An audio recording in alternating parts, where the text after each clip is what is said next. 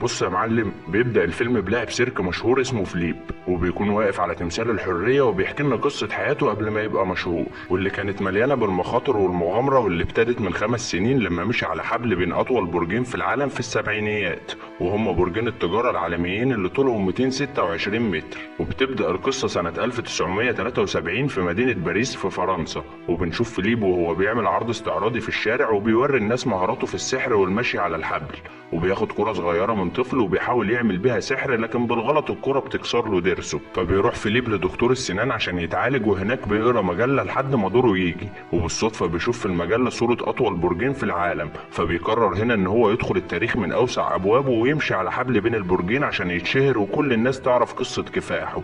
بعدها بيحكي فيليب عن سبب حبه للمشي على الحبل، والقصة بتكون من 15 سنة لما كان بيحب يروح السيرك عشان يتفرج على عروض المهرجين، ولما شاف المهرج بيمشي على الحبل عجبته الفكرة وقرر انه يتعلمها ويكون احسن حد مشي على الحبل في باريس. واول ما رجع البيت علق حبل في الجنينة بين شجرتين وفضل يتدرب لحد ما قدر يمشي على الحبل بشكل مذهل، على الرغم من ان والده كان رافض الفكرة عشان طيار في الجيش وعاوزه يطلع زيه. وفي يوم بيروح السيرك وبيدخل من غير ما حد يشوفه عشان يمشي على الحبل لانه اعلى من اللي اتعود عليه. وقبل ما يمشي على الحبل بيجي رودي، ورودي ده يبقى صاحب السيرك، فبيزعق له رودي وبيجري وراه عشان يضربه، لكن بيتصدم لما بيشوف مهارات فيليب وحركاته الاستعراضية، فبيعرض عليه انه يشتغل معاه وبيوافق فيليب.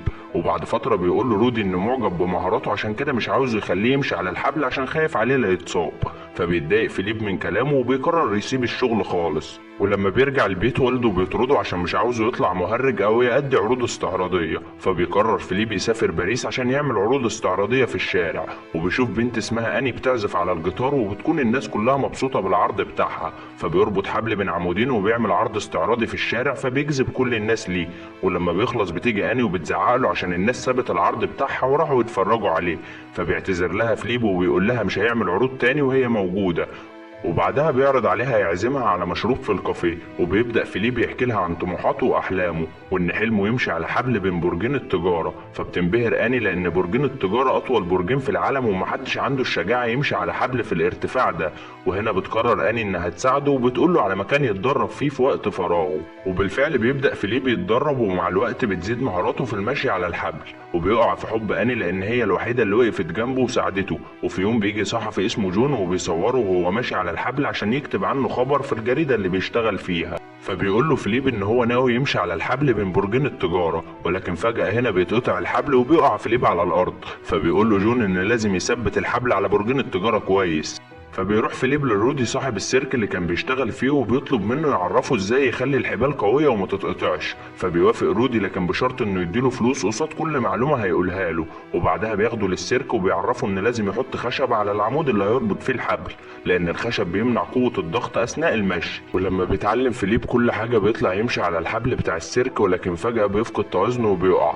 فبيقول له رودي ان ما ينفعش يفقد تركيزه، خصوصا لما يكون فاضل 3 خطوات على الوصول، وبينصحه لو عايز يتقن المشي بشكل كامل لازم يتدرب في مكان فيه دوشة. فبيروح يتدرب عند البحيرة عشان يتعود على الدوشة، ولما بيمشي على الحبل بيزعقوا له الصيادين عشان بيمشي فوقيهم، فبيفقد فيليب تركيزه وبيقع في البحيرة. تاني يوم بيقرر يمشي على الحبل بين برجين كنيسة نوتردام، واللي تعتبر أعلى مبنى في فرنسا وارتفاعه 90 متر. وبالفعل بيمشي فيليب بين برجين الكنيسة وبيتفرج عليه كل سكان باريس وبيكونوا مبهورين بمهاراته. فبتيجي الشرطة وبتقبض عليه عشان اللي عمله ده، ولما بيخرج من السجن بيعرف إن كل دول أوروبا بتتكلم عنه، ولكن بيتضايق لما بيعرف إن الحكومة الفرنسية بتهاجمه. فبتقول له أني إن الصحفي جون كتب عنه في الجريدة بتاعته، وكتب عن حلمه في المشي على الحبل بين برجين التجارة العالمي. فبيتحمس هنا فيليب وبيسافر أمريكا عشان يشوف البرجين. وأول ما بيوصل بيطلع على السطح وبيحاول يلاقي طريقة يربط بيها الحبل، وبيعدي بعد كده 3 أيام وبيرجع فرنسا وبيحاول يلاقي طريقة يربط بيها الحبل. وبيقول له جون وأني إنه طلع على السطح واتفاجئ بين المسافة بين البرجين. فبيقول له رودي إن لازم يربط حبل زيادة عشان يشد الحبل اللي هيمشي عليه، لأن أكيد الرياح هتكون قوية في الارتفاع ده والحبل مش هيستحمل، ولأن رودي بيحبه وبيعتبره زي ابنه وبيخاف عليه من الموضوع ده. فبيقترح عليه يلبس حزام أمان ويربطه في الحبل. فبيتعصب فيليب لأن هو عاوز يحقق الإنجاز ده من غير أي غش. ولما بيلاقي رودي زعل من كلامه بيعتذر له وبيقول له إن هو مثله الأعلى. فبيقول له رودي إن هو معجب جدا بشجاعته، وبيديله حبل مصنوع من النحاس عشان يستحمل الضغط، وكمان بيديله الفلوس اللي كان بياخدها منه وهو بيعلمه كل حاجة عن الحبال. تاني يوم بيقابل الصحفي وبيتفقوا يروحوا امريكا عشان يمشي على الحبل بين البرجين، فبيقول له جون انه لقى طريقه يرمي بيها الحبل بين البرجين.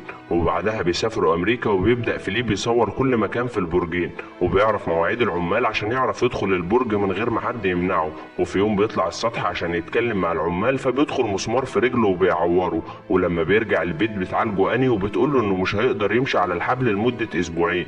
فبيفضل مصمم يعرف كل حاجه عن البرجين، وبياخد عكازه وبيروح برج التجاره. وبيقابل في الاسانسير واحد اسمه باري شغال في الدور ال 82 في البرج، وبيتعرف عليه وبيقول له ان هو شافه لما مشي على الحبل فوق كنيسه نوتردام.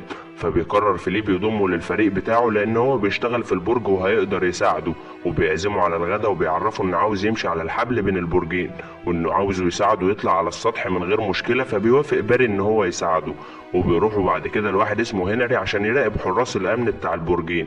وتاني يوم بيتجمعوا كلهم وبيفكروا ازاي ينقلوا المعدات للبرجين.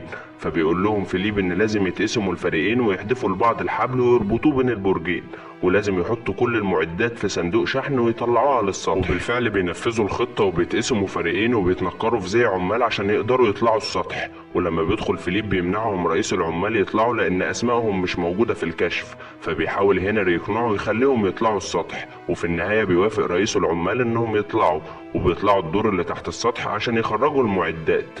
وبيضطر هنري ينزل عشان يراقب حراس الامن، وفجأة بيسمعوا صوت ضابط شرطة جاي عليهم، فبيضطروا يستخبوا عشان ما يشوفهمش. وبعد شوية بيطلعوا عشان يربطوا الحبل، وبيحاول فيليب يشاور لجون عشان يرميله الحبل، وبياخد فيليب الحبل وبيربطه. لكن فجأة بيلاقي الضابط صحي تاني وطالع يفتش المكان، فبيستخبوا منه. ولما الضابط بيمشي بيكملوا ربط في الحبل، وبتكون اني في الشارع مراقبه كل اللي بيحصل عشان تبلغهم لو اي حاجه حصلت. واخيرا بيبدا فيليب يمشي على الحبل بين برجين التجاره العالمي، وبيصوروا صاحبه جون عشان يكتب عنه. ولما بيوصل فيليب للبرج التاني بيقعد يستريح شويه، وبعدها بيمشي على الحبل مرة تاني، وبتكون كل الناس بتتفرج عليه ومش مستوعبين انه ماشي على الحبل بين برجين التجارة. وفجأة هنا بيشوفوه 2 ضباط وبيستنوا يوصل للبرج عشان يقبضوا عليه، لكن فجأة بيلف نفسه وبيكمل مشي على البرج التاني. وفجأة هنا بيتحاصر فيليب بين البرجين، وفي الوقت ده بتكون كل سكان مدينة نيويورك شايفينه. وبينام فيليب على الحبل وبيشوف طائر فوقيه، فبيفهم ان في عاصفة جاية. فبيتحرك فيليب بسرعة وبيقرر ينزل من على الحبل، وفجأة بيتكسر الخشب اللي بيعزل الضغط، وبيبدأ فيليب يفقد توازنه. فبيحاول يكمل مشي على الحبل من غير ما يشتت نفسه. وفجأة بتيجي طيارة شرطة وبيطلبوا منه ينزل بسرعة من على الحبل. وبيروح فيليب للبرج التاني وبيسلم نفسه للشرطة، وبتحييه كل سكان المدينة لأنه الوحيد اللي قدر يمشي على الحبل في الارتفاع ده. وبتيجي الصحافة ووسائل الإعلام وبيتشهر فيليب وكل العالم بيعرف قصته. وبيخلص الفيلم على كده.